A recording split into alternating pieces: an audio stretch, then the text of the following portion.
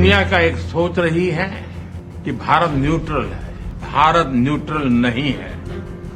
भारत का अपना पक्ष है और भारत का पक्ष है शांति। रूस और यूक्रेन के बीच जंग जारी है। बीते 3 साल से जारी जंग के खत्म होने की अटकलें इन दिनों तेज हो गई हैं। रूस और यूक्रेन के बीच बीते 3 साल से जारी जंग को खत्म कराने के लिए पूरी दुनिया की निगाहें इस समय अमेरिका के राष्ट्रपति डोनाल्ड ट्रंप पर टिकी हुई हैं। ट्रंप ने खुद कहा है कि वो इसके लिए पुतिन और जेलेंस्की से लगातार बातचीत कर रहे हैं।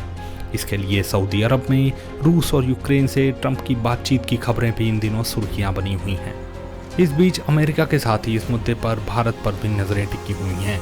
पीएम मोदी ने पहले रूस का दौरा करके राष्ट्रपति व्लादिमीर पुतिन से बातचीत की। इसके बाद पीएम मोदी ने यूक्रेन की यात्रा की। इस दौरान पीएम मोदी ने यूक्रेन से जंग को लेकर बातचीत की थी। इस बीच हाल ही में रूस के राष्ट्रपति के साथ पीएम मोदी की फोन पर भी बातचीत हुई थी। इस बीच अब जिस तरह से अमेरिका इस मामले में जंग को खत्म करने के लिए प्रयास तेज कर रहा है, उसके बाद इस जंग को रोकने में भारत की भूमिका की भी चर्चा हो रही है। क्या भारत रूस यूक्रेन जंग को रोकने में अहम भूमिका निभाएगा? पीएम मोदी ने हाल ही में अपने अमेरिका दौरे के दौरान भी रूस यूक्रेन जंग को लेकर भारत का पक्ष रखा था।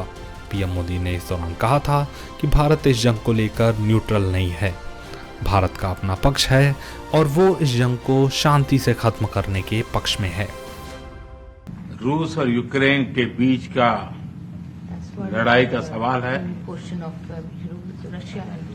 मुझे खुशी है कि राष्ट्रपति ट्रंप ने शांति के प्रयासों का इनिशिएटिव लेते हुए कल राष्ट्रपति पुतिन से बात की